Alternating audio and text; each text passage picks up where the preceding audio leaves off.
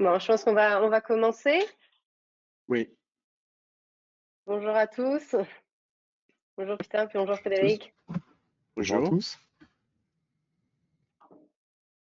Écoutez, on va commencer. Donc, quelques rappels sur les règles du webinar. Donc déjà, pardon, enchanté. Merci d'être aujourd'hui ici. Quelques rappels sur le webinar avant de le démarrer. Tout le monde sera en mute pendant la durée du webinar. Vous avez la possibilité de poser des questions sur le chat qui est prévu à cet effet. Et on aura un questionnaire en fin de session pour prendre un petit peu pour prendre vos retours.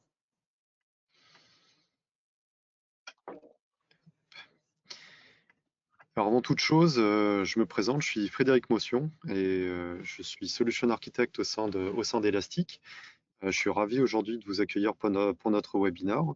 J'ai le privilège d'être accompagné de notre partenaire Babel Street avec Jeanne Le Garec et Peter Deby qui vont respectivement se présenter. Bonjour à tous, oui, merci Frédéric. Effectivement, je suis Jeanne Le Garreg, donc je travaille pour Rosette depuis 9 ans maintenant. Donc j'ai commencé aux États-Unis à Boston en tant que responsable partenaire et donc c'est là où j'ai commencé à travailler avec Elastic. J'ai ensuite déménagé à Singapour où je me suis occupée de la région Asie du Sud-Est et Pacifique et je viens tout juste de rentrer en France. Donc c'est ma première présentation en français. Donc vous serez gentils avec moi, j'espère aujourd'hui. Oui, bonjour à tous. Je suis Peter Deby. Je suis belge d'Anvers, anversois, et je travaille chez Babel Street Rosette depuis 5 ans. J'ai beaucoup d'expérience dans le traitement des langues naturelles et la technologie de name screening. Et je soutiens Elastic pour l'intégration de Rosette. Parfait. Merci beaucoup. Donc aujourd'hui, nous allons parler des défis du screening de nom et de la manière dont Rosette et Elastic peuvent vous aider dans le domaine. Parce qu'on sait que le screening des noms est un contrôle fondamental euh, dans les luttes contre le blanchiment d'argent et le financement notamment du terrorisme. J'étais un poil trop vite, excusez-moi. Jeanne, si tu veux nous en dire un peu plus sur comment Elastic, la collaboration entre Elastic et Rosette peut aider nos clients en ce sens. Oui, bien sûr. Donc, comme je disais au début, ça fait assez longtemps qu'Elastic et Babel Street sont partenaires. Et nous, la partie Babel Street, on est spécialisé vraiment dans le Natural Language Processing et donc sur tout ce qui est analyse de texte. Donc, on a différentes solutions. Et notre solution de Fuzzy Name Matching, en fait, on utilise Elasticsearch comme solution d'indexing pour livrer les capacités, les fonctionnalités de name matching à nos clients. Donc, c'est vraiment deux solutions qui vont ensemble. Une qui est dédiée à la fonctionnalité name screening et une qui est toute la technologie d'indexing qui est très importante aussi. Donc effectivement, tout ce qui est name screening, tant qu'on ne gère pas des listes de noms toute la journée, on ne se rend pas compte à quel point c'est compliqué. Donc la technologie dont on va vous parler aujourd'hui, c'est pas quelque chose qui est uniquement critique pour les banques, c'est une technologie sur laquelle on travaille, on développe, on investit côté Rosette depuis plus de 20 ans. Elle est en production dans les plus grandes agences de renseignement, que ce soit aux États-Unis et à l'étranger.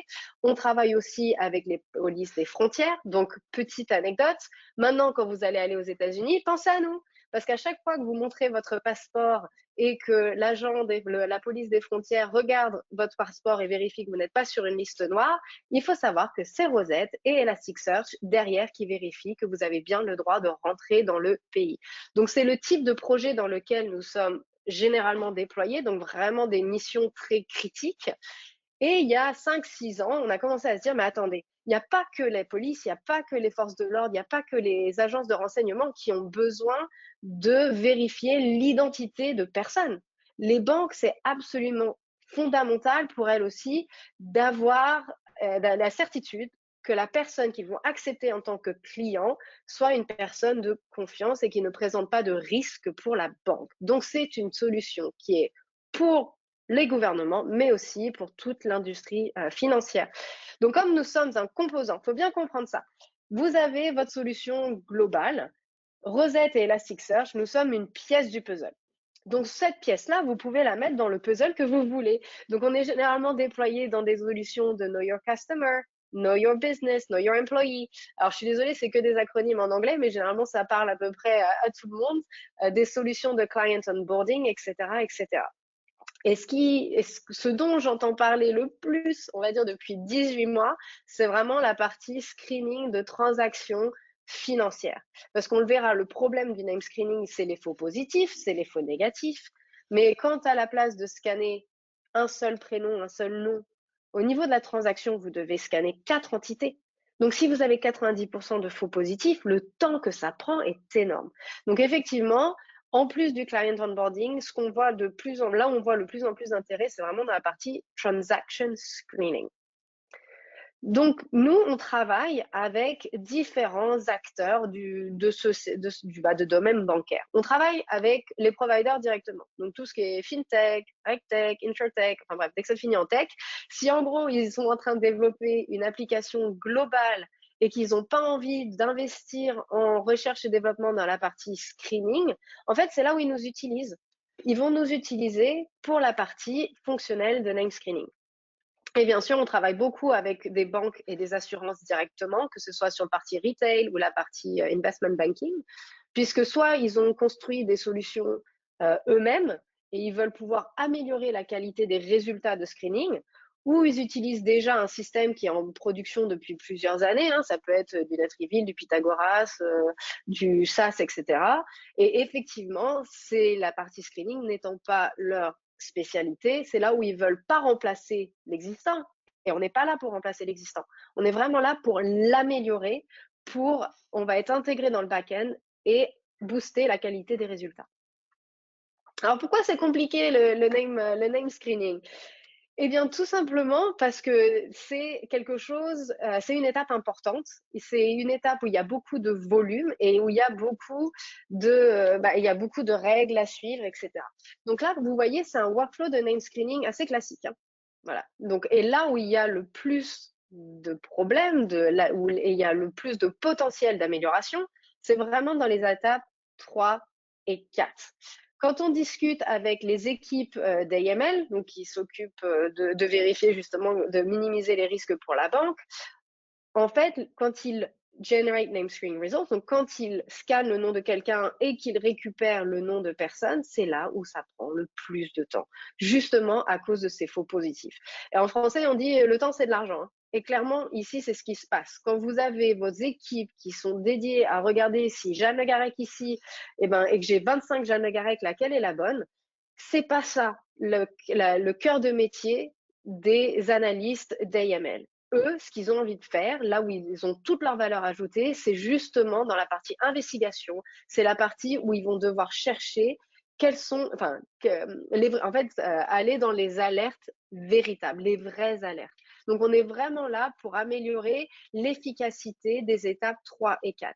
Et d'ailleurs, en Angleterre, on parle de operational efficiency, donc de l'efficacité opérationnelle, de l'efficience opérationnelle, où les régulateurs disent prenez un snapshot de votre workflow et de votre processus aujourd'hui. Avec l'intelligence artificielle, ces étapes-là peuvent être meilleures. Donc, quand on refait le point dans 1 an, dans 2 ans ou dans 3 ans, il doit y avoir une opération de ces tâches de screening-là. Et c'est là où l'intelligence artificielle prend absolument toute sa place et on va pouvoir être conforme à ses besoins d'efficience opérationnelle.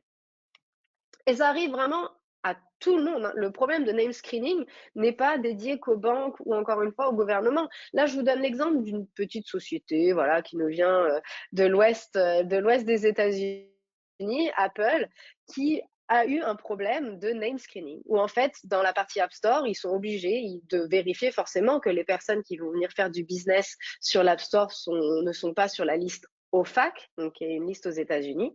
Et là, il se trouve qu'ils ont accepté d'onboarder une société qui était effectivement sur cette liste. Alors, qu'est-ce qui s'est passé? Eh bien là, vous voyez que vous avez 6 doux d'un côté et vous avez 6 doux de l'autre côté avec des majuscules, des minuscules et des points. Eh bien, quelque chose d'aussi mineur que ça, leur solution qui était en place l'a loupé.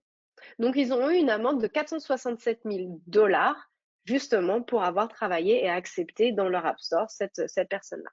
Donc encore une fois, ça arrive à tout le monde, et vraiment tout le monde. Donc la question qu'il faut vous poser, c'est de vous dire, est-ce que vous avez une confiance absolue dans la qualité des résultats qui sont aujourd'hui délivrés par vos systèmes existants?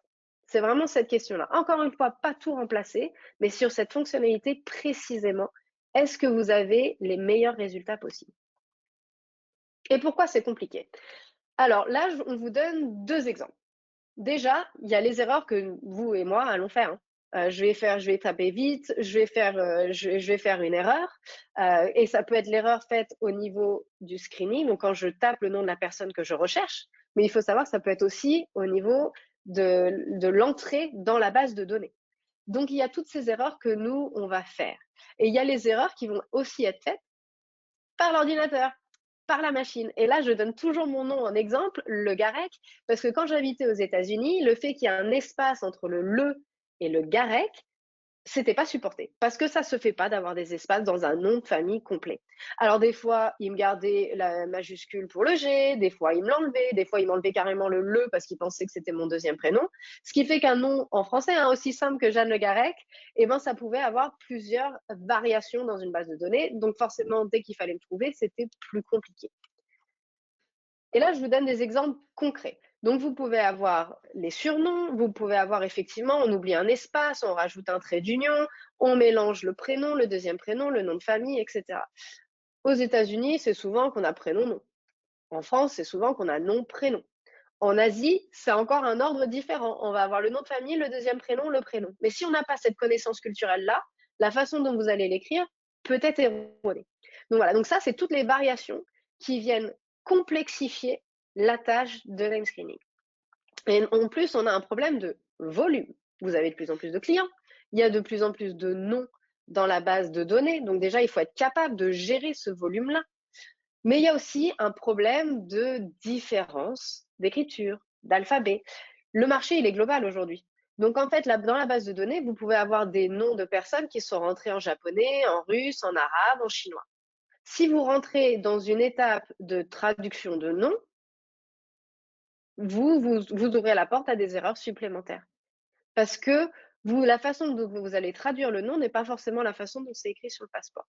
Donc un problème de volume, un problème de différence d'écriture, et c'est là où l'intelligence artificielle, encore une fois, va pouvoir aider. C'est-à-dire que si ce nom-là est en chinois et ce prénom-là est en anglais, sans traduction, juste avec les méthodes algorithmiques et le machine learning, etc., ça va être capable de faire le lien. Donc comprendre les titres, PhD ou docteur. Docteur, c'est pas un prénom, donc il ne faut pas que ça soit analysé comme un prénom. Voilà, tout ça, ça peut être aujourd'hui pris en compte par l'intelligence artificielle. Alors, on ne dit pas qu'il n'y a pas de méthode aujourd'hui qui existe, bien sûr, et il y en a plein, et ça fait des années qu'il y a différentes méthodes de name screening avec des avantages et des inconvénients pour toutes. Les 2 premières que vous voyez, les distance et la list method, c'est ce qui est utilisé assez fréquemment, mais on va dire que c'est les bases du name screening. Donc, c'est pas ce qu'on voit le plus dans les banques. Ce qu'on voit le plus dans les solutions de provider et chez les banques directement, c'est vraiment la common key method et la Levenshtein distance, qui va un peu plus loin que, ah bah ok, j'ai 4 lettres à gauche, j'ai 5 lettres à droite, ça se trouve, c'est le même.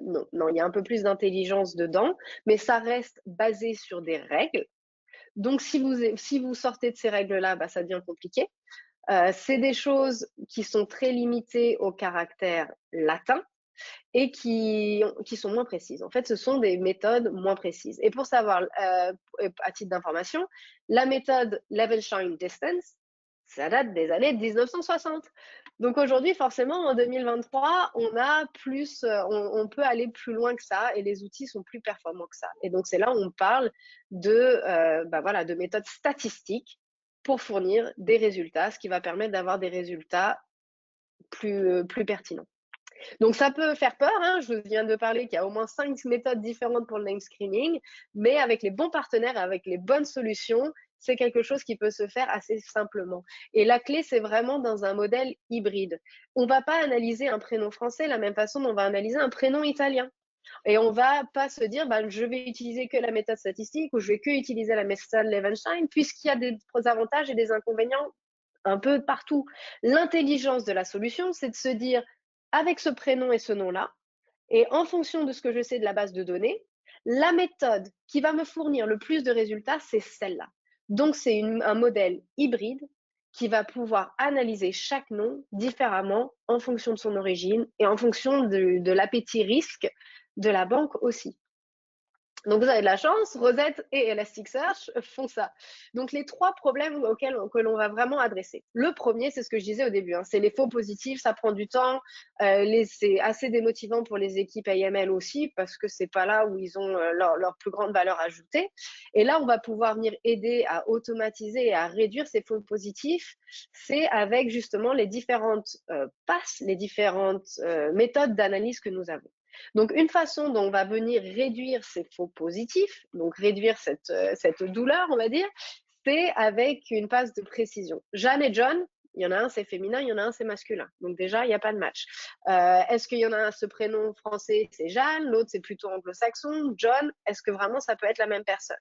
Et on prend en compte aussi la fréquence de ce nom dans la base de données qui a permis à entraîner l'outil. Ah bah Jeanne, c'est un prénom plutôt commun en français, donc on va lui mettre moins d'importance dans le score final, alors que Logarec, c'est un peu plus, c'est un peu moins fréquent, donc peut-être que ça aura plus d'importance. À savoir que l'input que vous donnez à Rosette, c'est un nom. L'output que vous allez avoir, c'est un score entre 0 et 1. 1 étant un match parfait, 0, il n'y a rien à voir. Voilà. Et donc, c'est là où la solution va regarder vraiment quelles sont les différentes parties du nom, donner des poids différents pour avoir un score qui est agrégé, voilà, un score global. Donc ça, c'est un score que vous pouvez définir. Il y a certains clients qui utilisent 70%, d'autres 75%, d'autres 80%. Il y a plein de paramètres qui peuvent être définis et personnalisés par vous-même. Donc tout ça, ça va aider à avoir une solution qui est vraiment faite pour vous, pour vos données et pour votre prise de risque. Et ça va limiter les faux positifs. Et bien sûr, machine learning, même deep learning, qui permettent de gagner quelques points de pertinence supplémentaires. Alors, pourquoi est-ce que certaines banques tolèrent les faux positifs alors qu'ils savent, bien sûr, que ça prend beaucoup de temps? Eh bien, c'est la peur du faux négatif. C'est j'ai peur de louper un nom. Et puis là, forcément, ça a des conséquences parce que je vais me prendre une amende, je vais perdre la confiance de mes stakeholders, je vais perdre la confiance de mes clients si ça se sait dans la presse. Eh bien, là encore, l'intelligence artificielle va aider à réduire ces faux négatifs, à réduire ces loupés. Et donc là, on reparle des variations dont on discutait au début. Donc, où il y a forcément les surnoms, etc., qui peuvent être pris en compte. Il y a le fait qu'on va avoir les titres qui vont être pris en compte dans l'analyse et ces différences de l'alphabet, ces différents alphabets. J'ai un nom en cyrillique, j'ai un nom en caractère latin, je vais pouvoir de voir le match entre les deux. Et encore une fois, toute cette partie personnalisation de l'outil qui va vous permettre d'arriver à la pertinence de résultats avec lesquels vous êtes, confiant. Et ce qu'on entend aussi régulièrement de la part de nos clients, voilà, à chaque fois, le marché bouge beaucoup, les demandes de nos clients bougent beaucoup, mais il y a aussi toute la partie régulation qui bouge énormément. Et comment on devient adaptable et flexible dans un environnement qui change tout le temps si je n'ai pas accès au paramétrage? Et bien justement, quand vous avez besoin de faire une modification, vous n'avez pas besoin de revenir vers nous, vous êtes totalement maître de cela, ce qui fait qu'une fois que vous avez une modification à faire, et bien vous réuploadez votre index Elasticsearch et votre nouveau paramétrage est tout de suite pris en compte. Et un des aspects fondamentaux, clés et différenciants de la solution combinée Elasticsearch et Rosette, c'est aussi toute la partie explication de l'analyse. Ok, Jeanne Le Garrec, on va dire, attachés avec l'espace, il y a 98% de matchs. Pourquoi? Et bien en fait, la solution va vous dire exactement comment le nom a été divisé, quels sont les poids qui ont été donnés à chaque élément du nom. Et par exemple, si vous avez un John et un Jeanne, il va vous dire, en plus, on a rajouté la partie gender bias, c'est comme ça qu'on l'appelle dans l'outil, pour dire, non, on l'a disqualifié parce que c'est 2 genres différents, ce qui fait que le match n'est pas bon. Et pouvoir avoir des explications sur le score vous permet non seulement de rendre compte à votre sponsor, à votre manager, mais aussi au régulateur. Ce qui fait que vous comprenez pourquoi il y a ce score qui a été donné, mais vous pouvez aussi l'expliquer au régulateur. Donc, c'est vraiment la complémentarité entre Elasticsearch et Rosette qui donne la solution la plus performante, la plus perspicace par rapport à l'analyse de noms. Et c'est ensemble qu'on adresse ces problèmes, encore une fois, avec les banques et avec les gouvernements. Et la partie, pour nous, Elastix est vraiment le meilleur partenaire. Leur solution d'indexing est fiable et mature. Et c'est toujours la solution avec laquelle nous, on part. Donc voilà, je vais laisser Frédéric vous en dire un petit peu plus sur la partie back-end. Effectivement, tu as raison de le mentionner, Elasticsearch, c'est le meilleur moteur de recherche pour adresser des problématiques liées au screening, de par sa stack technologique. Elle est entièrement flexible, ça c'est une des grandes particularités d'Elastic, elle est ouverte et évolutive. Donc on est en capacité de démarrer avec une structure qui va être quelque part petite, puis de scaler au fur et à mesure notre infrastructure. Et c'est potentiellement, vous utilisez Elastic au quotidien. On a un certain nombre de clients qui l'utilisent, notamment si vous recherchez un titre sur Netflix le soir, bah, vous utilisez de l'Elastic derrière. Si vous recherchez un Uber pour aller sortir, voilà, partir en soirée, c'est aussi de l'Elastic derrière. Donc on est implémenté dans divers types d'environnements et on a cette capacité de pouvoir fournir une flexibilité sur notamment, le scoring. Et donc là, pour rentrer un petit peu dans le détail de la stack technique, parfait. On a l'Elasticsearch, donc vraiment le corps techno de la stack élastique, offre vraiment un moyen simple et rapide de pouvoir garantir, un, la résilience des données et deux, la scalabilité. Donc ça, c'est extrêmement important quand on commence à constituer sa base, de pouvoir grandir au fur et à mesure des besoins et de pouvoir adapter l'infrastructure selon les besoins des clients. Donc tout d'abord, la première chose que l'on va faire pour pouvoir garantir cette scalabilité, c'est de splitter, de découper l'index en shards, donc la partie sharding, c'est ce que l'on voit ici dans la partie scaling. Et donc ça va être des micro-index qui vont permettre de pouvoir derrière commencer à scaler l'infrastructure, puis démultiplier ces shards pour pouvoir créer des réplicas et passer de la partie scaling à la partie résilience.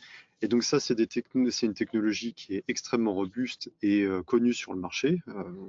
Comme j'ai pu l'évoquer, on a beaucoup de clients, et notamment sur le milieu bancaire, qui nous utilisent à très très grande échelle.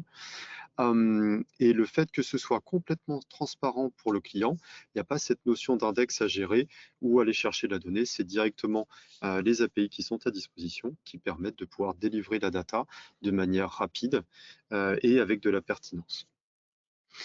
Ce que l'on va faire évidemment lorsque la donnée va être ingérée, Elasticsearch va s'assurer qu'on ait de la réplication, donc qu'il y ait toujours un réplica qui est disponible au sein de l'infrastructure, parce que dans Elastic, on est maître de notre propre résilience, mais on est évidemment assujetti à l'infrastructure qui est en dessous, et notamment une perte de nœuds. Et c'est là où on a cette capacité avec Elastic d'être certain qu'il y a un réplica, et même si on a une problématique de l'infrastructure, que la donnée soit toujours présente.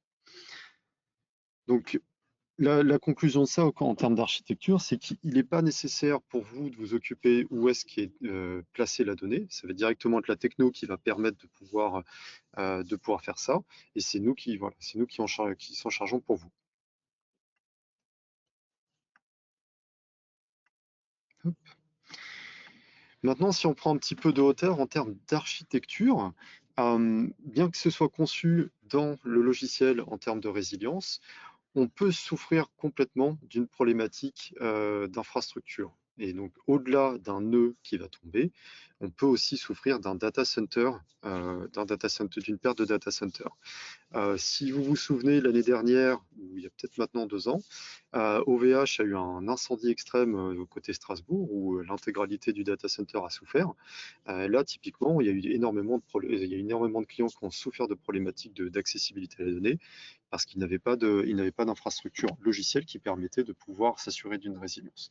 Et donc ici, dans Elastic, on a une solution native qui va permettre de pouvoir faire une réplication bidirectionnelle en temps réel et ça va vous permettre de pouvoir, sans action manuelle, de continuer à accéder à la donnée, même si l'un des data centers souffre d'une panne, que ce soit une panne électrique, une panne d'accessibilité de connexion. Et donc ça, avec les mécanismes natifs inclus dans l'élastique, qui s'appelle le cross-cluster réplication.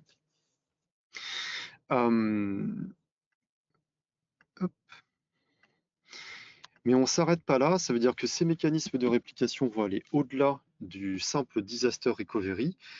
Lorsque vous adressez des problématiques d'infrastructure à grande échelle, vous avez certainement des utilisateurs qui sont situés dans d'autres plateformes géographiques là où la donnée est située. Et donc, grâce au mécanisme de réplication cross-cluster, vous allez pouvoir dupliquer la donnée et la mettre à proximité de ces utilisateurs. Ça va vous permettre de pouvoir, vous assurer que les temps de recherche et la latence de recherche soient extrêmement rapides, tout en gardant ce niveau de pertinence. La deuxième chose, ça va vous permettre aussi d'avoir une seule source de données. Donc, vous allez avoir votre base qui va être centralisée puis distribuée dans les différentes succursales. Et donc ça, on sait que c'est extrêmement important de pouvoir distribuer ces applications, enfin de distribuer ces données auprès des applications, tout en garantissant que les données ne sont pas modifiées. Pourquoi? Parce qu'il y a certaines lois qui vous imposent d'avoir des données uniquement en lecture seule et d'éviter toute compromission des données sur les applications Edge, donc les applications qui sont proches des utilisateurs.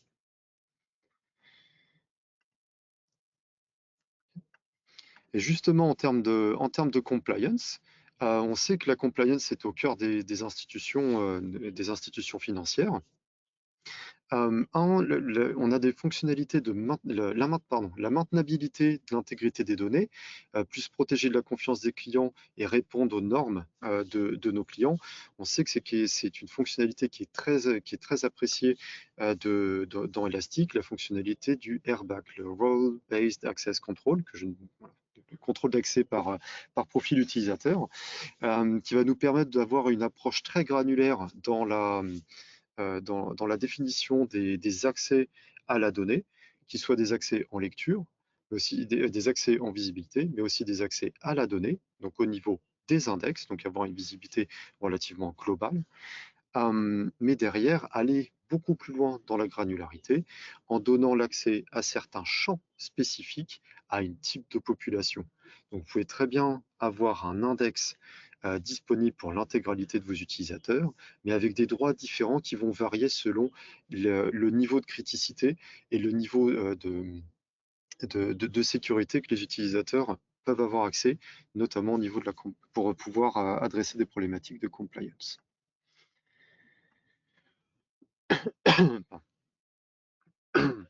C'est extrêmement granulaire et ça de manière multi-tenant. Ça veut dire que vous allez pouvoir scaler votre infrastructure et accéder de différents endroits tout en garantissant que les données n'ont pas été modifiées. La dernière chose aussi, c'est que si vous avez des problématiques d'informations personnelles qui sont stockées au niveau de votre base, il est soit possible de limiter l'accès à un certain type de population, ou bien transformer la donnée avec un certain nombre de processeurs qui vont permettre de créer des hashes ou inversement de transformer la donnée en un pattern spécifique pour pouvoir aussi répondre à des problématiques régulatoires. Et donc tout ça de manière native au sein de la plateforme, pas uniquement au sein de notre solution de data visualisation Kibana, mais applicable aussi au niveau de la couche Elasticsearch.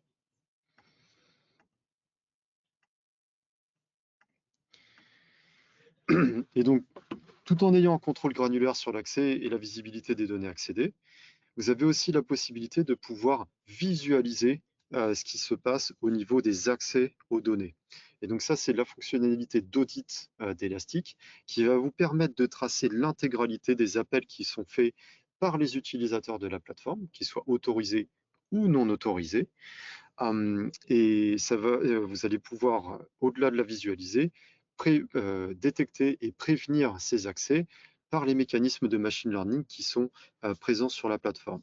Ces mécanismes de machine learning de détection d'anomalies vont analyser en flux continu les comportements des différents utilisateurs. Et lorsqu'un accès non autorisé va se faire, ou une action qui relève de l'événement rare ou alors d'une anomalie, on va permettre de pouvoir vous alerter via un certain nombre de connecteurs, que ce soit des connecteurs sur du Slack ou des mécanismes de type ITSM, proactivement et bloquer les accès par la suite. Ça permet derrière de pouvoir limiter les accès frauduleux à la base. Et donc ça, c'est vraiment quelque chose qui est fortement apprécié par nos utilisateurs, aussi bien pour l'aspect sécurité, mais aussi pour l'aspect compliance, lorsque vous avez des problèmes, enfin, vous avez des demandes régulatoires, de pouvoir fournir l'intégralité des accès à une donnée qui a été demandée par les autorités. Donc en résumé, les capacités d'audit d'Elastic, ça fournit vraiment la couche indispensable pour avoir la visibilité complète sur ce qui se passe sur l'infrastructure, mais aussi sur les données qui y sont accédées. Et mise en addition des fonctionnalités de Airbag vous permet d'avoir la visibilité complète et le contrôle sur les accès aux données.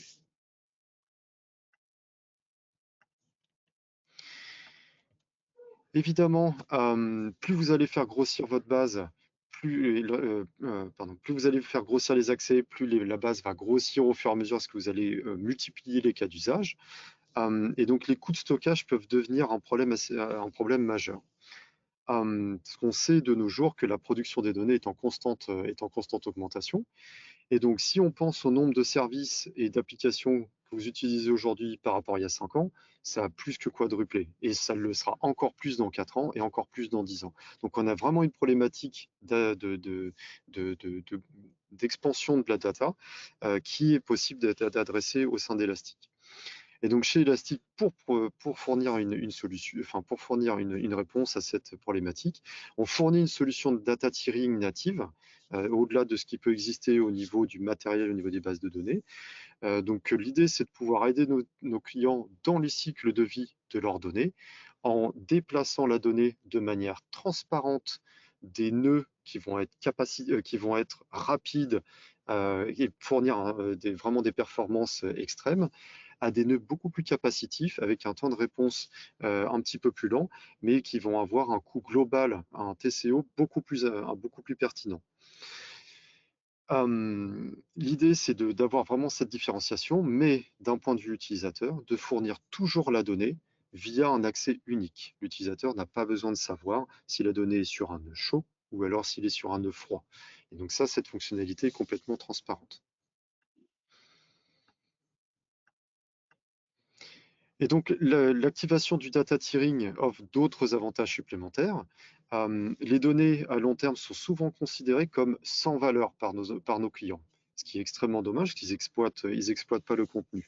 Donc, elles finissent par être stockées via un mécanisme de backup sur un système de stockage à faible coût, de type Glacier ou un S3, et pour des questions juridiques ou de conformité. Et donc, ça aboutit à un centre de coût, parce que la donnée est stockée pour du légal, mais n'est pas exploitée. Et donc c'est là où la fonctionnalité de Searchable Snapshot au sein d'Elastic va bénéficier du stockage frozen, donc du stockage de S3 que vous avez pu mettre en place dans votre stratégie de data tiering.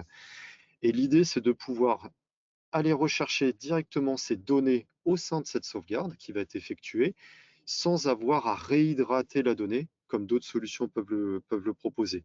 Chez Elastic, vous allez directement attaquer la recherche, l'espace de stockage frozen, sans avoir à réhydrater la donnée. Donc en temps réel, en real time, temps réel. Donc là, le TCO est extrêmement bas, parce que vous allez avoir double application. La recherche qui va s'effectuer, mais aussi en cas de disaster recovery, si vous souhaitez récupérer la donnée lorsque votre DC1 et votre DCE2 est tombé, vous avez votre data qui est disponible, vous pouvez remonter le cluster avec les données de sauvegarde qui sont aussi utilisées lors de la recherche.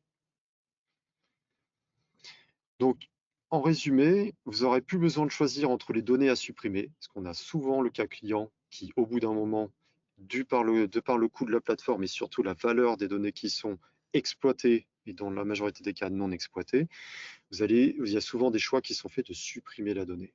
Donc c'est là où Elastic apporte cette valeur de stocker la donnée, l'exploiter en temps réel et en ayant un coût maîtrisé sur du long terme.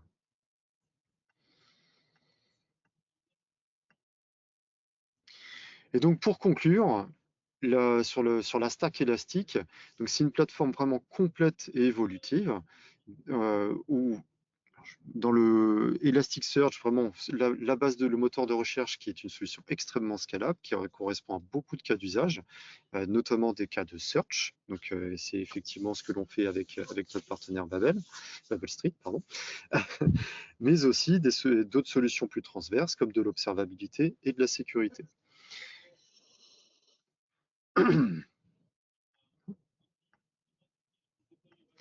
Donc maintenant, je vais passer la main à Peter qui va vous faire une démonstration de la solution conjointe.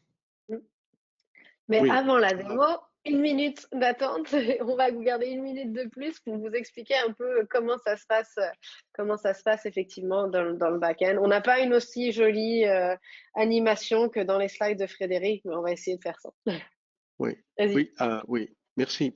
Oui, alors nous utilisons le stack Elk, le stack de Elastic, alors nous installons Babel Street Rosette, ce composant, pour faire le matching des noms d'une manière intelligente. Et ça utilise tout le stack Elastic, hein. Alors, tout ce qui est scalability, tout ce qui est résilience opérationnelle, tous les avantages que Elastic nous donne. Alors, nous installons dans ce système et nous nous comportons comme un bon élève en utilisant les différents types et nous faisons en réalité une requête et un rescore des résultats qui viennent d'un élastique, d'une requête standard élastique. Alors, ce qui se passe, c'est que nous avons un type spécifique Rosette pour indexer un nom de personne, pour indexer son date de naissance ou une date d'expiration de son passeport ou l'adresse, etc. Et on va créer le matériel phonétique, tous les sons, toutes les différentes variations d'écriture, toutes les variations de nommer cette personne ou cette entité. Et cet matériel sera utilisé par le moteur recherche d'Elastic, mais c'est nous qui créons l'index, le matériel. Et ce qui se passe avec cet index, c'est que dès qu'on lance une requête d'un nom, d'un client qui se présente, qui veut devenir client d'une banque, ou quand on fait le monitoring chaque journée pour vérifier si un client existant figure sur une liste de veille, alors là, on va lancer une requête standard et sur tout cet matériel, sur toute cette variation des noms, y inclut autres écritures, autres alphabets. Et ça, c'est pas trop spectaculaire, mais le plus intelligent, c'est le rescoring, hein. Ça, c'est la partie vraiment spectaculaire qu'on est capable de filtrer seulement les noms qui sont vraiment pertinents, hein. Et on fait en termes techniques un rescore des résultats élastiques et on met seulement les résultats les plus pertinents en haut. Alors, vous allez voir toute la liste des candidats que nous avons considérés, mais seulement le seuil sera mis quelque part et nous avons des outils pour déterminer où est le point idéal pour ce seuil. Et vous allez voir en vert les noms pertinents et tous les autres noms alors qui sont considérés mais qui n'ont pas été sélectionnés. Alors Et en du, termes techniques, oui, et du coup, Peter, je te mets presenter pour que tu puisses partager ton écran. exactement. Merci. Alors Voilà. je vais vous partager mon écran un instant. On Ok. cherchait une façon Ça- fluide de le faire, mais c'est jamais un moment fluide du webinar quand il faut changer d'écran. Oui. Alors, est-ce que c'est visible? Oui, tout à fait. Le Rosette Match Studio. Ah, en effet, il y a une interface ici, un client web que vous pourriez utiliser pour voir ce qui se passe. Euh, alors, pour voir l'explication des résultats, par exemple. Alors, en effet, typiquement, c'est un composant que ne vous voyez pas. Mais quand même, vous Mm. pouvez gérer des listes veille ici et aussi voir une explication des résultats et on va vous aider de configurer ou de trouver la configuration idéale pour votre cas d'usage. J'ai ici différentes listes qu'on peut gérer, des listes veille, ça pouvait être des listes euh, blacklists, alors pour éviter des personnes, mais c'est aussi possible dans votre workflow de mettre un whitelist. Alors pour les faux positifs, par exemple, que vous avez vécu avant, on peut les mettre sur un whitelist si euh, les circonstances n'ont pas changé, on peut faire un match sur un whitelist, n'importe quelle liste. Ici, j'ai le Master of All Watchlists et on peut faire une requête. Et typiquement, c'est une requête dans différents champs. Ce sont des champs qui sont des champs Rosette, typiquement indexés comme Rosette, comme un nom. Si par exemple je prends un nom, Boubaker Al-Hakim par exemple, je peux juste prendre son nom, mais je pourrais chercher au même temps sur son date de naissance, lieu de naissance, nationalité, etc. Je vais juste faire une recherche sur son nom et vous voyez, ah oui, il y a une variation de nom, Boubaker, ah je ne sais pas comment l'écrire, est-ce que c'est Al-Hakim, El-Hakim, quand même, alors il y a une liste de résultats qui sont en vert, le seuil est mis quelque part sur 70%, et les autres, ils sont considérés, mais ils ne sont pas été sélectionnés. Et c'est possible de voir aussi pourquoi un certain nom est choisi. Alors, Boubaker, peut-être, moi j'ai cherché seulement sur un prénom et un nom, mais je peux aussi voir, par exemple, un résultat et on peut voir le résultat séparément, en détail, Boubaker Al-Hakim. Alors, ça s'est mis sur Boubaker Al-Hakim avec un trait d'union, bien sûr. Et nous avons une explication ici pourquoi il y a un match. Boubaker, oui, c'est écrit différemment, mais c'est la même chose. Al, c'est la même chose. Hakim aussi, mais il y a toutes ces parties au milieu qui étaient rejetées.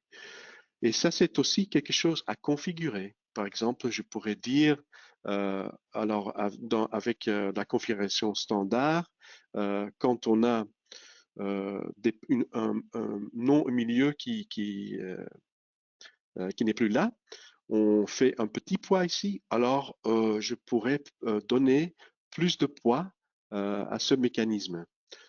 C'est-à-dire, si je mets le double par exemple, et je relance la comparaison, le, le, le, euh, le poids en total, le score en total sera augmenté. Et ça, c'est une différence de configuration. Et on peut faire différentes configurations selon la préférence de risque de votre institution. On peut aussi lancer des requêtes dans d'autres alphabets. Hein. Alors, si vous avez, par exemple, un nom en arabe, je peux lancer une requête en arabe et on va vous trouver un nom sur la liste qui est écrit dans notre alphabet, dans l'alphabet latin. Hein. Alors, Jesus Alfonso López Díaz, c'est le CFO d'un cartel colombien. Alors, on peut voir qu'il y a une correspondance entre Jesus, Alfonso, Lopez, Diaz, etc. Alors, on le lance en arabe, mais on peut retrouver des résultats en latin. Et la même chose se passe avec le russe. Par exemple, ici, j'ai un nom, Maxime Litvin, ou Mikhail Litvin. Alors, il y a une Mikhail Litvin. Il y a une pertinence. Litvin, ça dépend de la façon de écrire. J'ai trouvé ce nom dans différentes écritures. C'est peut-être je dois le refaire, ou je peux prendre un autre nom. Par exemple, quand je lance la requête de nouveau sur notre liste, Boubacar Al-Hakim, alors avec toutes les sanctions sur les individus russes et des entreprises russes, on peut lancer par exemple une requête sur un nom russe et retrouver le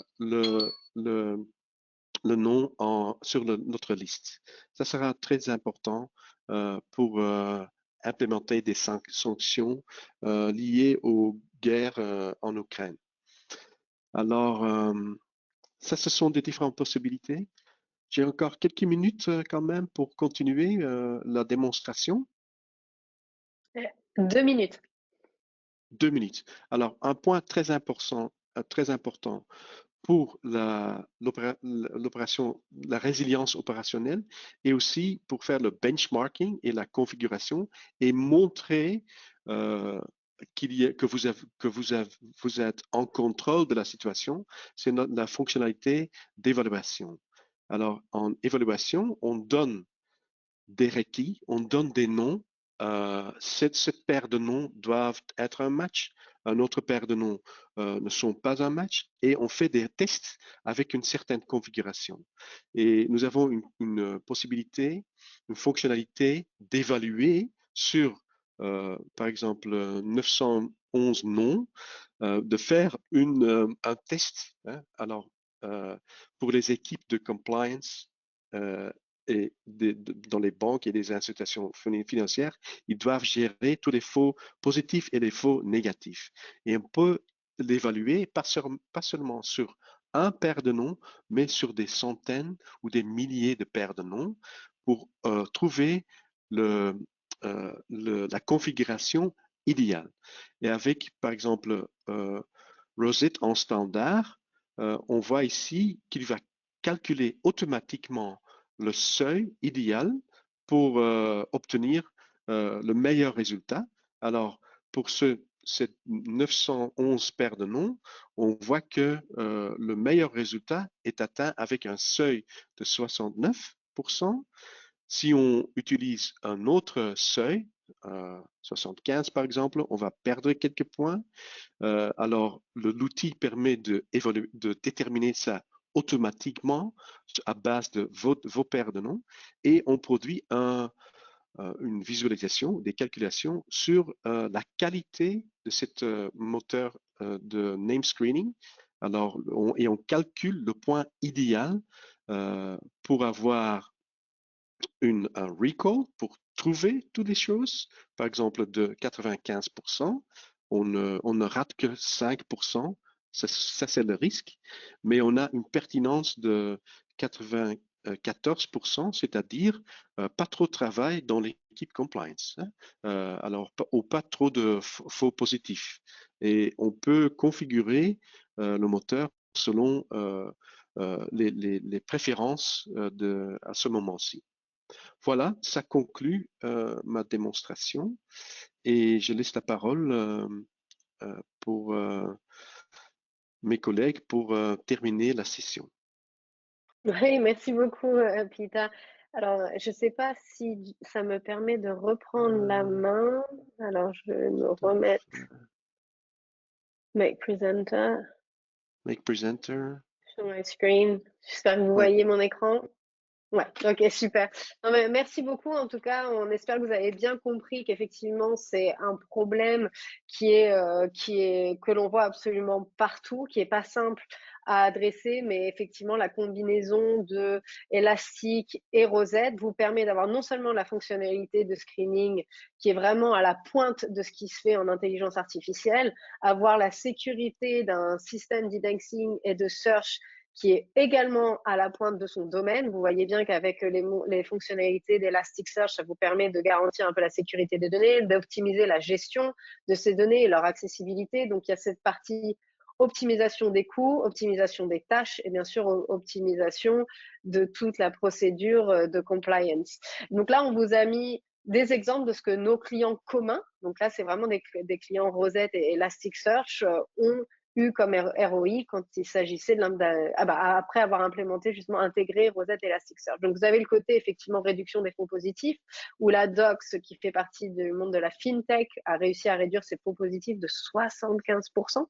On a Co qui disait, effectivement, avec la réduction des faux positifs, on a réussi à réduire les tâches manuelles de 25%, ce qui nous a dégagé du temps pour développer de nouvelles applications, de nouvelles fonctionnalités dans notre propre solution.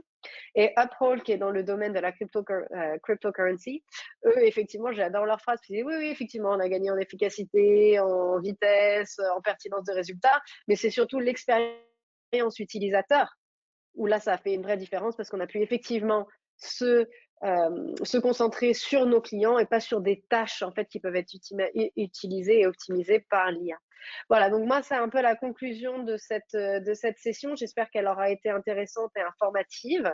Je ne sais pas si Frédéric, toi, tu voulais rajouter une phrase ou si on ouvre aux questions maintenant. Je pense qu'on peut ouvrir aux questions. Il nous reste quelques minutes pour pouvoir y répondre. Ouais. Le tout est de savoir comment voir les questions. Normalement, vous devriez, en tant que spectateur, vous devriez avoir une case questions dans laquelle vous allez pouvoir apparaître de notre côté.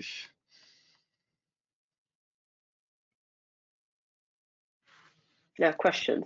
Hop.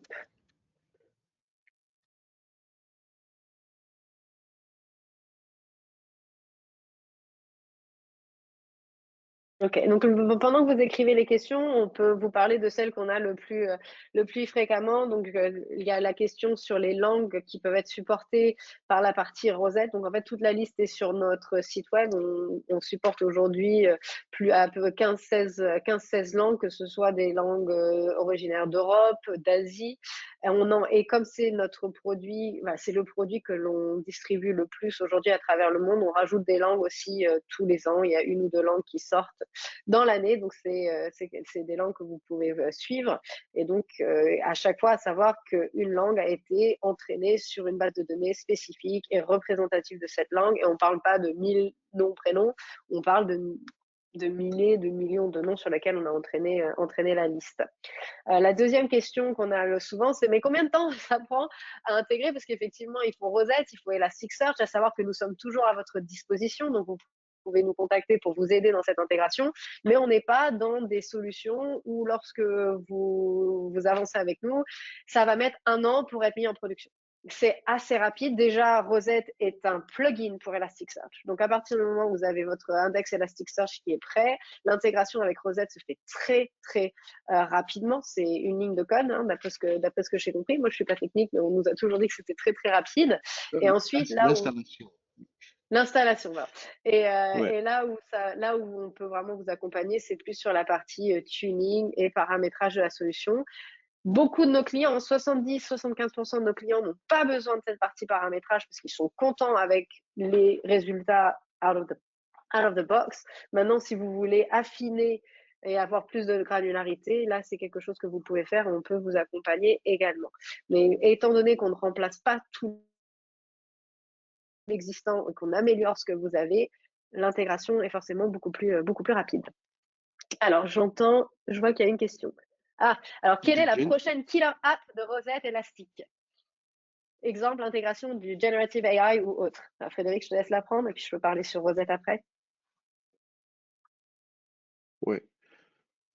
J'étais en mute.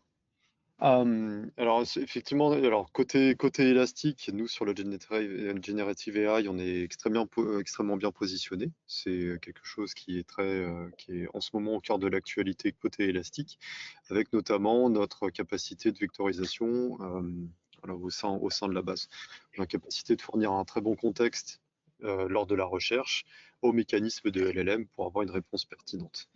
Maintenant, je pense aussi que Rosette a des nouvelles fonctionnalités à venir. Je ne sais pas si Peter, Ah tu oui, peux bien commenter. sûr. Je crois que chez Elastic, il y a beaucoup de recherches, mais chez nous, chez Rosette, Bubble Street, Rosette aussi.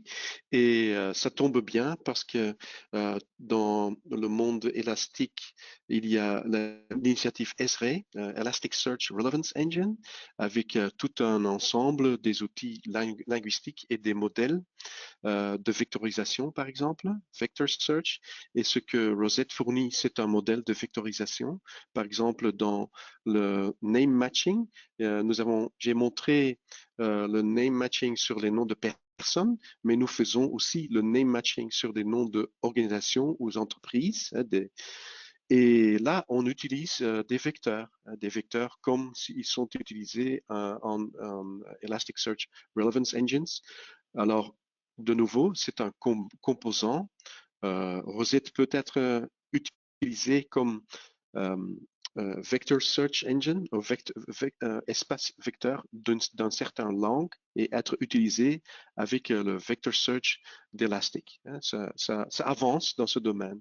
Et en général, avec les large language models, comme Jeanne l'a déjà dit, nous sommes déjà dans ce type de activité depuis des dizaines d'années. Hein, et nous sommes dans l'activité de développer des mid-sized language models, alors plus petits, plus humbles peut-être, mais plus adaptables. Mais on était déjà là avant. Et bien sûr, on suit tout ce qui est l'évolution avec Large Language Models. Et chez Rosette, chez Babel Street Rosette, il y a aussi beaucoup d'innovations d'utiliser Large Language Models et Generative Artificial Intelligence, parce que ça, c'est une innovation, une évolution récente que nous suivons de tout près. Hein. Alors aussi Et, de notre part, il y aura beaucoup d'innovations. Oui. et c'est là où c'est intéressant de travailler avec un partenaire comme Elastic qui forcément dédie du temps et de la R&D de leur côté, nous aussi, et de voir est-ce qu'il y a des choses qui peuvent se faire ensemble sur ce sujet-là. Mais effectivement, on est deux acteurs qui avons compris l'importance et le potentiel des LLMs et qui investissons donc dedans. Donc voilà, Très je bonne vois qu'il question. est 11h58 heure française. Oui, vas-y, pardon. Excuse-moi, à chaque fois je suis en mute et j'en profite pour cette fonctionnalité de LLM et merci Peter d'en avoir parlé de SRE est disponible dans les versions avancées d'Elastic, qui permet d'avoir les fonctionnalités de machine learning au sein de la stack.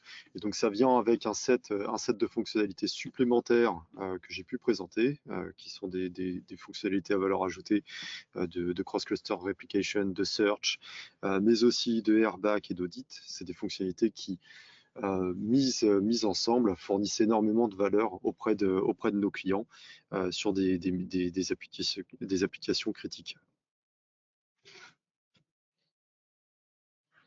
Voilà, Jeanne, je te laisse la parole, t'allais conclure, je t'en prie. Tu es en mute. Ouais, C'était l'enthousiasme ça de fait Frédéric. Ouais. automatiquement. Voilà. Non, bah, du coup, 11h59 heure française, donc parfait. Merci à tous pour votre participation. Merci pour vos questions. N'hésitez pas à nous contacter. De toute façon, vous allez recevoir un email de notre part. Nous serons ravis de discuter plus amplement avec vous. Et n'oubliez pas le questionnaire à la fin pour savoir si le sujet et la présentation vous a plu. Voilà, bah, merci beaucoup Frédéric. Merci Peter d'avoir été avec moi ce matin. Et puis à très bientôt. Merci, Jeanne. Au revoir. Au Merci, revoir. au revoir.